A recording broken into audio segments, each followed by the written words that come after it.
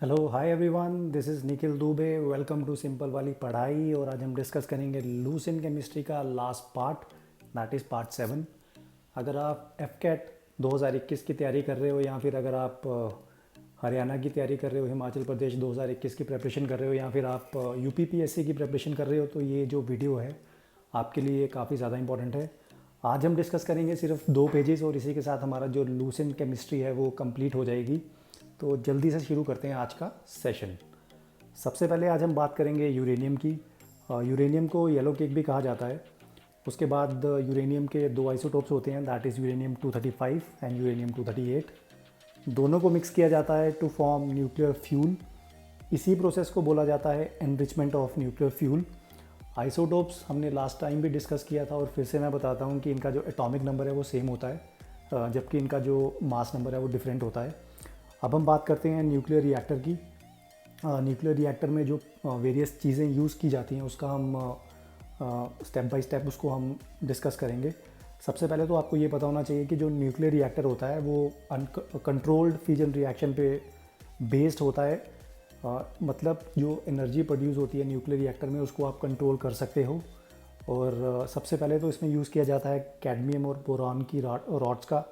इनका सिंपल काम यही होता है कि ये जो एक्स्ट्रा न्यूट्रॉन्स होते हैं न्यूक्लियर रिएक्टर में उसको ये एब्जॉर्ब कर लेते हैं, तो इनको कंट्रोल्ड रॉड भी कहा जाता है।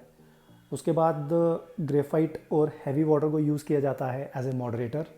और नाम से पता चल रहा है कि ये जो न्यूट्रॉन्स होते हैं न्यूक्लियर रिएक्टर में उसकी स्पीड को ये थोड़ा सा स्लो कर देते हैं, ये आपको पता होना चाहिए।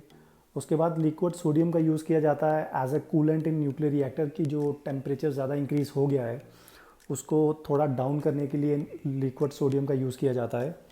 उसके बाद एटम बम का इन्वेंट किया था रॉबर्ट ओपन हैमर ने, ये आपको पता होना चाहिए। उसके बाद एटम बम जो है वो अनकंट्रोल्ड फ्यूजन रिएक्शन पे आधारित है। मतलब कि जो एनर्जी प्रोड्यूस होती है एटम बम में वो कंट्रोल नहीं हो सकती, जबकि जो न्यूक्लियर रिएक्टर है उसमें जो एनर्जी प्रोड्यूस होती है वो कंट्रोल होती है और उससे कोई साइड इफ़ेक्ट नहीं होता। एटम बम की बात की जा रही है तो first atom bomb was dropped on Hiroshima, और उसका नाम लिटिल बॉय था। इसको फेंका गया था 6 अगस्त 1945 को। उसके बाद नागासाकी, और एटम बम का नाम था फैट मैन, और इसको फेंका गया था 3 दिन बाद, यानी कि 9 अगस्त 1945 को। जिस प्लेन ने ये बॉम्ब गिराया था उसका नाम था एनोला गे, ये आपको पता होना चाहिए, कभी कभी वो पूछ लेते हैं। ये तीनों पॉइंट्स आपको पता होने चाहिए। उसके बाद इन एटम बम्स में प्लूटोनियम का यूज़ किया गया था। Again this is very important. अब हम डिस्कस करते हैं नेक्स्ट पेज। पीरियोडिक टेबल की बात की जाए तो टोटल जो ग्रुप्स होते हैं पीरियोडिक टेबल में वो 18 होते हैं।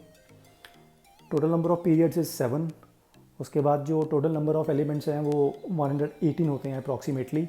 अगर कोई न्यू एलिमेंट डिस्कवर होता है तो ये जो नंबर ऑफ़ एलिमेंट्स है वो इंक्रीज़ भी हो सकते हैं। उसके बाद मेटल्स की बात की जाए तो 92 आपको अप्रॉक्सीमेटली मिलेंगे। इनको 92 और 94 के बीच में माना जाता है, तो अप्रॉक्सीमेटली आप 92 मान के चलो। Non metals 20। उसके बाद जो मेटलॉइड्स होते हैं वो 6 हैं। मेटलॉइड्स बेसिकली ये मिक्सचर होता है मेटल और नॉन मेटल का। ओनली मेटल जो लिक्विड होता है रूम टेम्परेचर में दैट इज़ मर्करी, ये पॉइंट आपको पता होना चाहिए। उसके बाद only liquid non metal is bromine, again very important. मैंने यहाँ पे भी रेड मार्क किए हुए हैं, ये पॉइंट्स काफ़ी ज़्यादा इंपॉर्टेंट हैं, ये आपको पता होना चाहिए।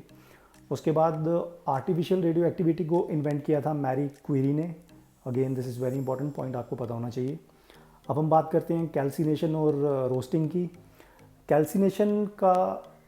कैल्सिनेशन में हम ओर को हीट करते हैं below it's melting point in the absence of air, जबकि रोस्टिंग में अपोजिट होता है। रोस्टिंग में हम ओर को हीट करते हैं below it's melting point in the presence of air. तो ये 2 पॉइंट्स काफ़ी ज़्यादा इंपॉर्टेंट हैं, यहाँ से एमसीक्यू ज़रूर बनता है और यहाँ से काफ़ी ज़्यादा कन्फ्यूजन हो जाती है एग्जाम में कि in the absence of air है या in the presence of air है। उसके बाद एक टर्म होती है क्वेंचिंग, मतलब प्रोसेस ऑफ सडन कूलिंग को क्वेंचिंग कहा जाता है। उसके बाद जो प्रोसेस होती है, मतलब जब कोई चीज़ धीरे धीरे कूल होती है तो उस प्रोसेस को एनीलिंग कहा जाता है। अगेन ये 2 टर्म्स काफ़ी इंपॉर्टेंट है, एमसीक्यू बनता है और अगेन कन्फ्यूजन होती है इसमें। एस्टर्स की बात करें यार तो एस्टर्स जो हैं उसकी जो स्मेल होती है वो काफ़ी फ्रूटी होती है, मतलब फ्रूट्स की जैसे स्मेल नहीं होती वैसी स्मेल होती है इसकी। उसके बाद अगर नेल पॉलिश रिमूवर की बात करूं तो उसको एसीटोन कहा जाता है, ये भी आपको पता होना चाहिए। अब हमने इतनी चीज़ें डिस्कस की हैं तो चलो यार मेटल्स और नॉन मेटल्स का डिफरेंस भी देख लेते हैं। मेटल्स की बात की जाए तो मेटल्स जो होते हैं वो गुड कंडक्टर होते हैं हीट और इलेक्ट्रिसिटी के, जबकि नॉन मेटल्स के केस में अपोजिट होगा, वो बैड कंडक्टर होंगे हीट और इलेक्ट्रिसिटी के। In the same manner metals का जो मेल्टिंग पॉइंट और बॉइलिंग पॉइंट है वो काफ़ी ज़्यादा हाई होता है, लेकिन नॉन मेटल्स के केस में ये अपोजिट होगा, उनका मेल्टिंग पॉइंट और बॉइलिंग पॉइंट वो काफ़ी कम होता है। उसके बाद जो मेटल्स होते हैं उनकी डेंसिटी काफ़ी ज़्यादा होती है, लेकिन नॉन मेटल्स के केस में ये भी अपोजिट होगा, उनकी जो डेंसिटी है वो काफ़ी लो होती है। मेटल्स को आप मतलब स्ट्रेच भी कर सकते हो, बेंट भी कर सकते हो, लेकिन नॉन मेटल्स के केस में ऐसा नहीं होता क्योंकि वो काफ़ी नाजुक होते हैं, वो ईज़िली टूट जाते हैं। लास्ट पॉइंट इसकी जो मेटल्स होते हैं वो थोड़े से शाइनी होते हैं देखने में, लेकिन जो नॉन मेटल्स होते हैं वो थोड़े से डल होते हैं। तो ये पॉइंट आपको पता होना चाहिए। अगर आपको एक का पता है तो आप दूसरे का अपोजिट कर लेना, मतलब मेटल्स का आपको पता होगा तो आप नॉन मेटल्स का ऑटोमेटिकली अपोजिट कर लोगे। तो आज हमने डिस्कस किए 2 पेजेस, और इसी के साथ जो लूसेंट केमिस्ट्री का हमने जो मतलब इनिशिएटिव स्टार्ट किया था वो मैंने कंप्लीट किया, मतलब 7 लेक्चर्स में मैंने कंप्लीट किया। जितने भी लेक्चर्स हैं वो 5 और 6 मिनट के हैं। तो अगर आप किसी भी एग्ज़ाम की तैयारी कर रहे हो तो ये जो नोट्स मैंने आपको दिए हैं आपको रिवीजन में काफ़ी ज़्यादा हेल्प करेगा। आप मतलब पूरी लूसेंट केमिस्ट्री की क्विक रिवीजन कर सकते हो सिर्फ मतलब आधे घंटे में। तो एग्ज़ाम टाइम पे जो ये मतलब पीडीएफ है काफ़ी ज़्यादा इंपॉर्टेंट हो जाता है। अगर आप में से किसी को भी पीडीएफ चाहिए तो यार कमेंट सेक्शन में कमेंट ज़रूर करना, और अगर आप किसी वीडियो को लाइक करते हो तो यार एक मोटिवेशन मिलती है कि मैं नेक्स्ट वीडियो में इससे भी ज़्यादा अच्छा करूँ।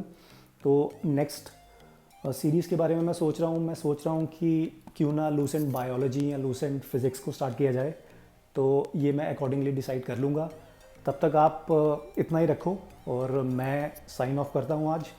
और अपना ख्याल रखो और stay safe, stay healthy. Thank you.